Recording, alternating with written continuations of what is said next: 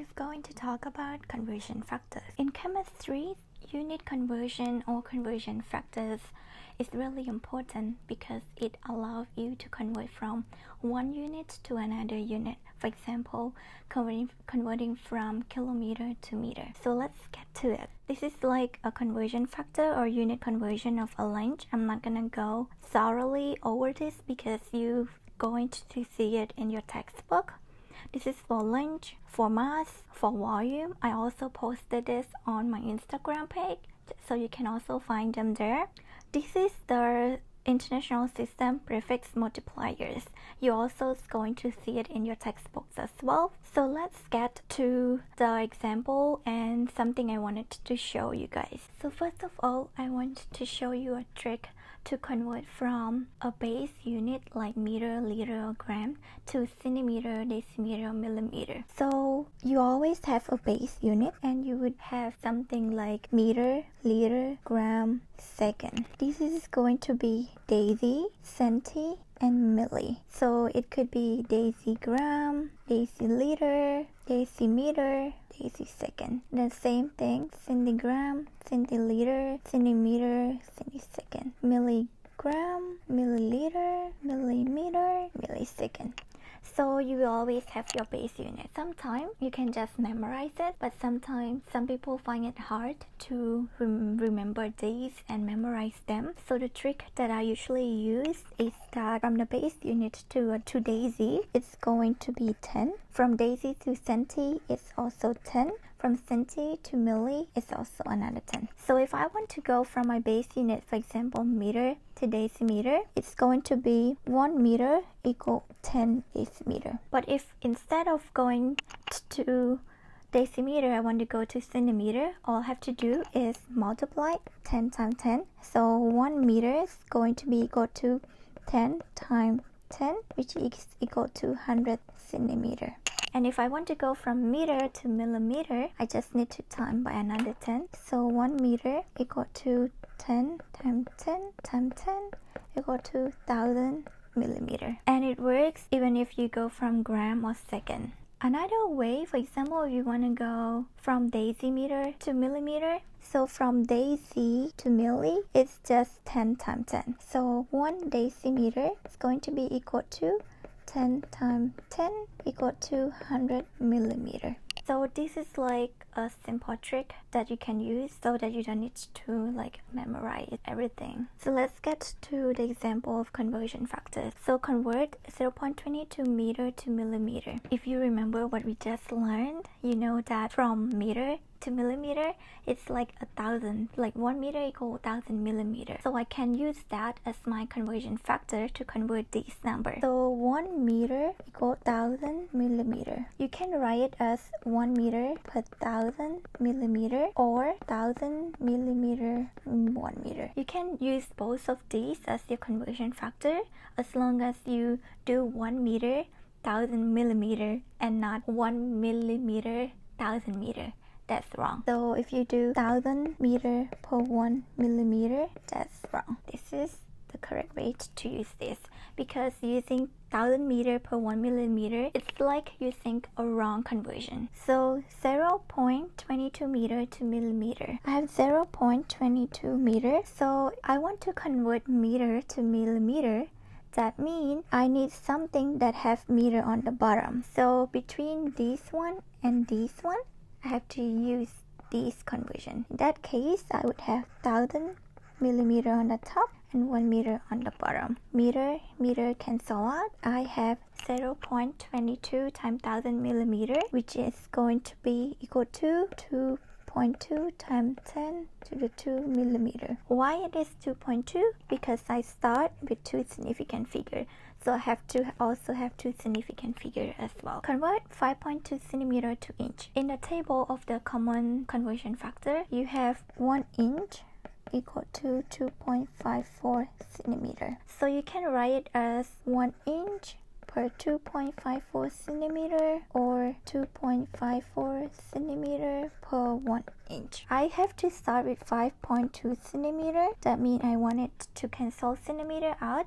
So the base conversion factor that I can use is this one. In that case, I have 1 inch per 2.54 centimeter. Centimeter got cancelled. Now I can calculate, so I would get 2.0 inches. That's my answer. Let's do some more example. Convert 12.3 pounds to kilograms. So looking back to the conversion factors, you know that in 1 pound you have 453.59 grams. In that case, you can use it as 1 pound per 453.59 grams or 453.59 grams per 1 pound. That means using this, I can convert my pound. 12.3 pound. Because I want to cancel pound, that means I have to use this one. So 1 pound at the bottom, 453.59 gram at the top. Pound got cancelled. If you stop here, your answer would be in gram. But the question asks you to convert it to kilogram. That means you have to use another conversion factor. So looking back at your table, you would know that 1 kilogram equals 1000 gram, and I can write it the same way as these two. In that case, because I want to cancel gram out, my gram has to be on the bottom, 1000 gram per 1 kilogram. Now gram got cancelled and I would get my kilogram, which going to be 5.58 kilogram. I cannot put 1000 kilogram per 1 gram because that's not the right conversion factors. The same way as pound, I cannot put 453.59 pound per 1 gram. That's not the right conversion factor. So now let's do another example, convert it from milliliter to quart. In this example, you can actually do it two ways. So let me do it both ways and show you. So first I can just convert from 23.00 millimeter and I use the conversion factor, which would be 1 quart per 946.35 milliliter. Milliliter got cancelled. I get 0.02430 quart. Another way to do this is to use liter, because sometimes there's so many conversion factors that we have to remember, so we might forget or we might be not really sure. So if you remember liter, you can also use liter. What you can do is that you can convert from milliliter to liter first. So 23.00 milliliter to convert to liter, so I can use 1 liter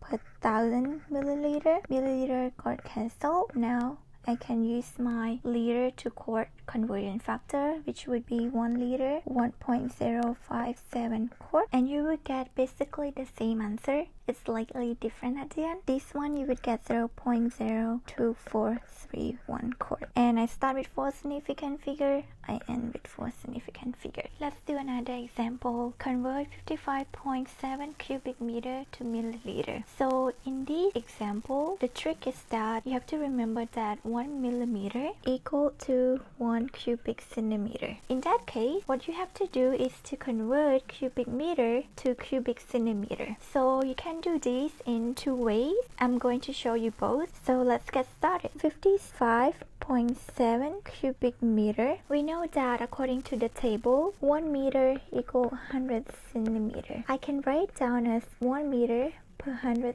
centimeter or 100 centimeter per 1 meter. Because I wanted to cancel out meter, I need to use this one. 1 meter, 100 centimeter. However, I wanted to cancel cubic meter, not just meter. That means I have to cube these two. So my cubic meter is going to cancel out. I will get my cubic centimeter. And then, in order to go to milliliter, I can use this conversion factor right here. So 1 cubic centimeter equal 1 milliliter. Plug in the calculator, I got my answer. However, I don't like doing it this way because I usually forgot to cube 100 in the calculator. So let me show you my favorite way to do this. It's a little bit tedious, but I guarantee that you will get the right answer. 55.7 cubic meter. It's going to be the same way, 1 meter, 100 centimeter. But we have to time it 3 times. So 1 meter, 100 centimeter, 1 meter, 100 centimeter. In that case, meter, meter, meter, cubic meter got cancelled out. I am left with cubic centimeter, and then I can cancel out that cubic centimeter to millimeter. So centimeter, centimeter, centimeter, cancel with cubic centimeter. I'm left with milliliter as my answer. So during an exam or a quiz, we usually be really nervous and freak out. We often, like what I did, I only plug in 55.7 times by 100 and then I've got my milliliter.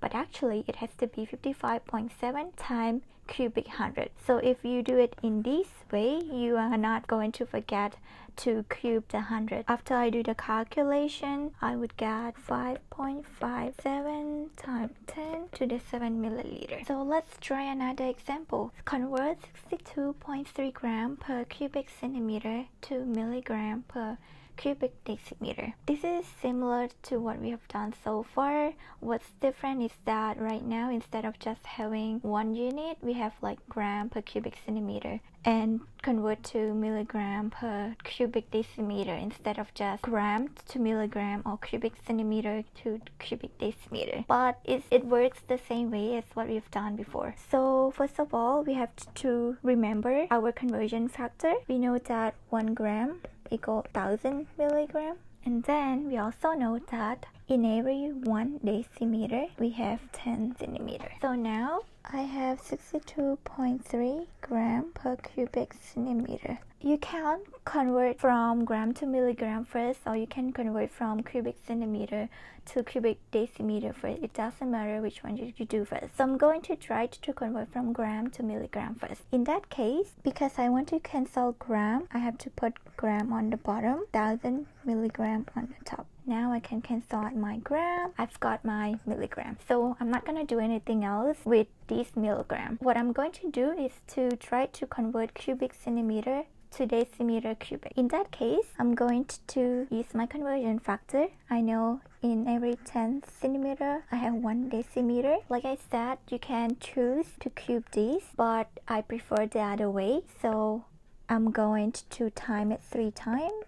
So now I can cancel out my cubic centimeter with these 3, and if you look at your unit, you would get milligram on the top and then cubic decimeter on the bottom. So if you plug it in the calculator, you would get 6.23 times 10 to the 7. 3 significant figures. So that's it about conversion factors. I'm going to do the unit conversion in the word problems for the next video. So stay tuned for that, and thank you so much. I hope this video is helpful, and please remember that your progress is your progress. It doesn't matter how slowly you go as long as you do not stop.